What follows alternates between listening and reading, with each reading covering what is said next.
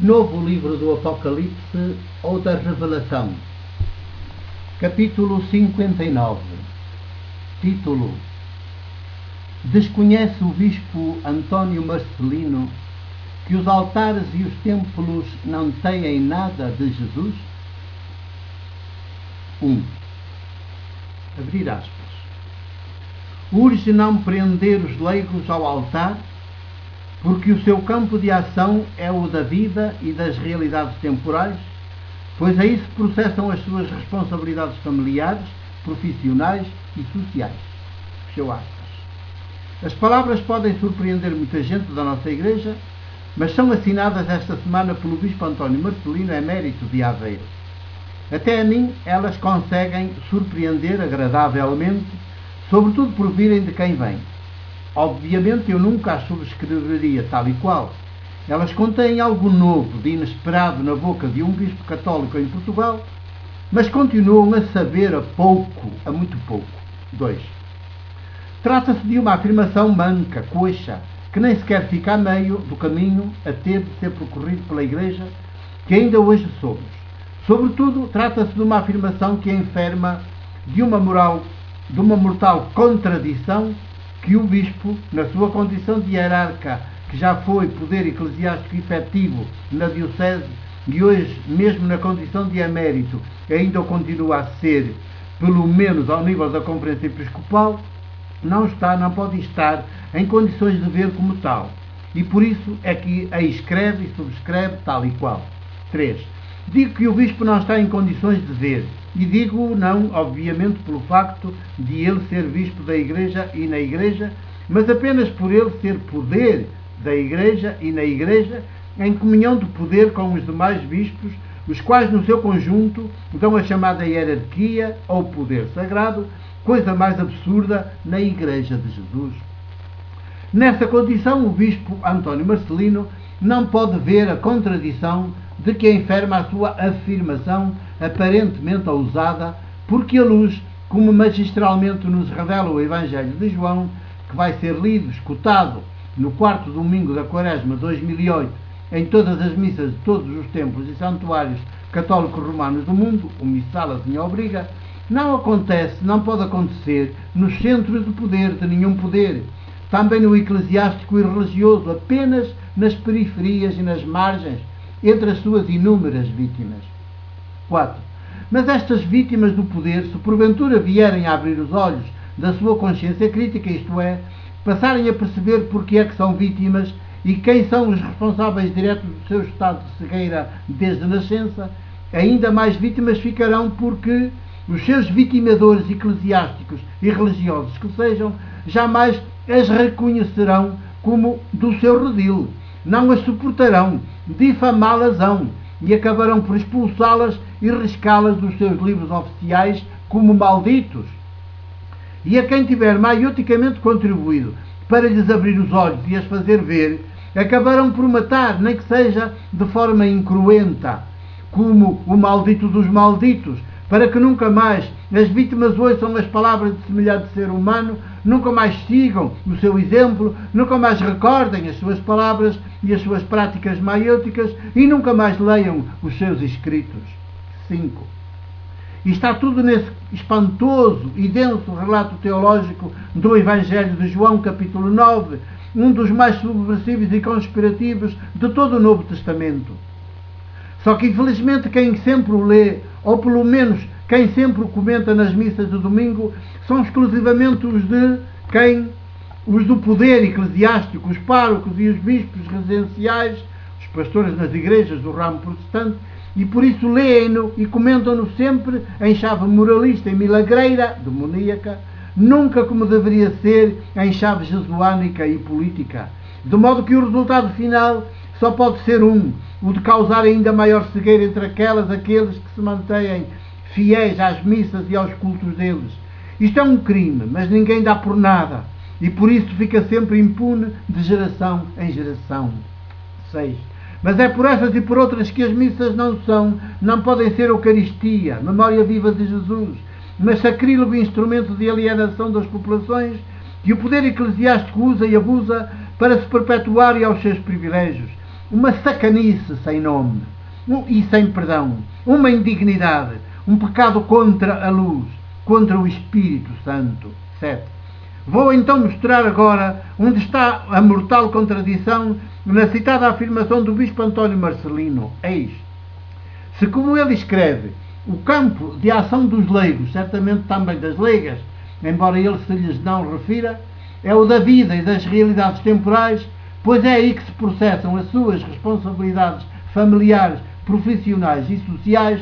Vejam como ele evita falar de responsabilidades políticas, de práticas políticas, fica-se apenas pelas familiares, profissionais e sociais. Então, para que servem os não-leigos, as não-leigas da Igreja, a saber, os bispos residenciais, os párocos, as freiras e os frades? E para que serve tudo aquilo que eles e elas fazem com que se ocupam e com que se ocupam? 8.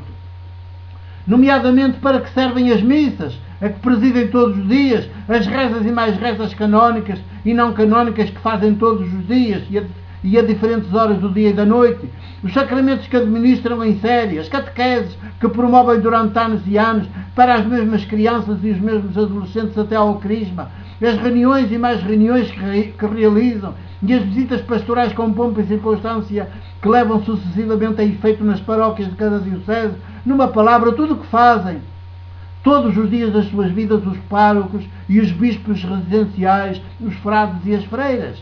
Se o lugar dos leigos e das leigas é o da vida e das realidades temporais, onde é então que fica o lugar dos clérigos e das freiras e dos frades? Fora da vida e das realidades temporais? Longe da vida e das realidades temporais?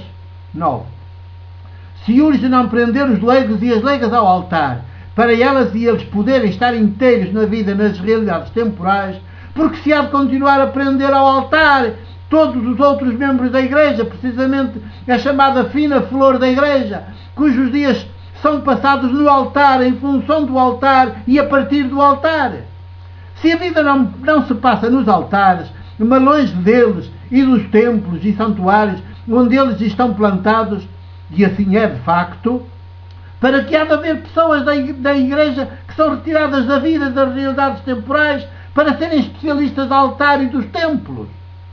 Desconhece o Bispo António Marcelino que os altares e os templos e santuários, assim como o sacerdócio e os sacerdotes, são de origem puramente pagã, não têm nada de Jesus ou de Nazaré e por isso também não deverão ter nada a ver com a Igreja que se reclama de Jesus? 10. Não está então tudo pervertido na nossa Igreja? Os que ainda hoje se têm e se fazem passar perante os demais, os leigos e as leigas, como uma fina flor da Igreja Católica, não serão afinal os mais inúteis, os mais estéreis, os mais alienados da realidade concreta de todos os dias, os mais perdidos, os menos humanos? Não deveria o Bispo António Marcelino ter levado até aqui as suas palavras? Não seriam então palavras muito mais jesuanicamente corretas? Não punham o dedo na verdadeira ferida da nossa Igreja? 11. Efetivamente, a Igreja que temos é essencialmente romana. É quase só aquilo que ainda resta do desfeito do Império Romano e da velha cristandade ocidental. Mas enquanto assim for, e na medida em que assim for, nessa mesma medida ela já não é a Igreja una, santa, católica e muito menos apostólica que deveria ser. É apenas ou sobretudo romana. O Concílio Vaticano II vem ousou meter esta Igreja romana nos eixos, nos trilhos, reconduzi-la às fontes canónicas, que são as primitivas comunidades que estão na origem dos 4 evangelhos canónicos. Infelizmente não conseguiu acabar. Os tempos ainda não estavam preparados nem maduros para semelhante colheita, com a divisão entre clérigos e leigos. Muito menos conseguiu acabar com a hierarquia, poder sagrado, em que, com o tempo, se tornaram os bispos residenciais e, uns degraus bastante mais abaixo deles, também os párocos. 12. Mas uma coisa o Concílio Vaticano conseguiu, e já foi uma revolução em semente, em grão de mostarda, que há de tornar-se árvore, onde as pessoas e os pobres, nomeadamente os sem casa, os sem família, os sem trabalho, os sem terra, os sem afetos, os sem nome, os sem lugar, os sem ninguém, onde voltar a encontrar acolhimento e abrigo, não como assistidos, mas como sujeitos, como protagonistas, como Igreja viva a de Jesus. Por isso, historicamente subversiva e conspirativa, bem na linha da continuidade de Jesus o de Nazaré, terceiro milénio fora. E que coisa foi essa que o Concílio Vaticano II conseguiu? 13. Conseguiu colocar o povo de Deus à frente da hierarquia, bispos residenciais e párocos, e das freiras e dos frades, todo esse exército de eunucos, não do reino, reinado de Deus, dos quais fala Jesus com alegria, mas sobretudo do Deus ídolo, que os tira do mundo, da vida, das maiúticas práticas políticas, para os reduzir a rezadores e a beatos, a moralistas, a corpos estéreis e quase sempre agressivos, sem afetos e sem ternura, muito ao jeito dos fariseus do tempo e país de Jesus. 14. Ora, dizer povo de Deus é dizer todos os povos do planeta e do universo, porque todos os povos, enquanto tais, são fruto único e irrepetível do amor criador que Deus vivo de Jesus é. Só o Deus ídolo é que criou o poder, a hierarquia eclesiástica, os clérigos e os leigos. Tudo o que já não é deixou de ser simplesmente humano, sororal fraterno. Pois bem, dentro deste povo de Deus, que são todos os povos da terra, todos os povos da terra e do universo, haverá suscitados pelo Espírito de Deus vivo de Jesus carismas e ministérios, dons vivos, que como o sal da terra, a luz do mundo, o fermento na massa e a sentinela na cidade contribuirão, estão já a contribuir maiuticamente com as suas vidas, sobretudo com as suas práticas políticas libertadoras. O poder deixará de ter lugar e se teimar em despontar aqui e ali, deve ser logo decapitado para que nenhuma mulher mais, nenhum homem mais volte a ser apanhado por ele, para tornar progressivamente mais humano, por isso, mais sororal fraterno o nosso mundo. 15. As mulheres, os homens, nos quais estes carismas e ministérios se manifestarem, é pelos frutos como os que Jesus o de Nazaré produziu e continua a produzir mediante o seu Espírito, que elas e eles serão reconhecidos, passarão a fazer parte, nem os próprios saberão nunca como nem porquê, daqueles 2 ou 3 que se reúnem em nome e em memória de Jesus, sempre de forma discreta, quase clandestina, mas sempre muito fecunda, porque será o Espírito de Jesus a habitá-los e a trabalhar neles, com eles e por meio deles. 16. Para aqui caminhamos, e mais depressa do que se possa pensar, porque a Igreja Romana pré-Vaticano II, por mais que esperneie, não tem amanhã, já apanhou o golpe de misericórdia que a remeterá para o reduto da arqueologia, que é o destino de todos os dinossauros, de todos os impérios, de todo o poder.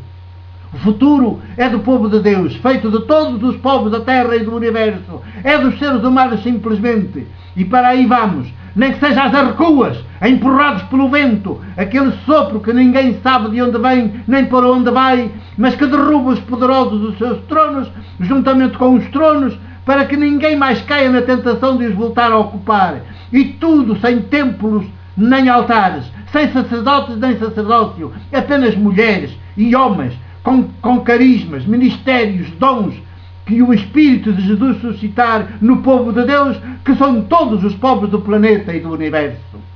17.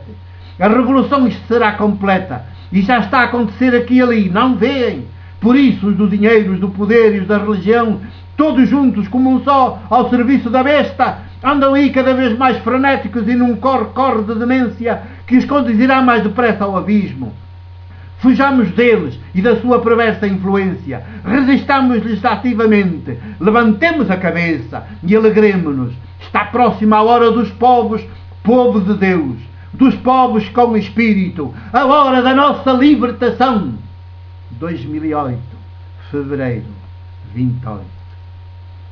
O meu abraço e o meu beijo de presbítero da Igreja do Porto.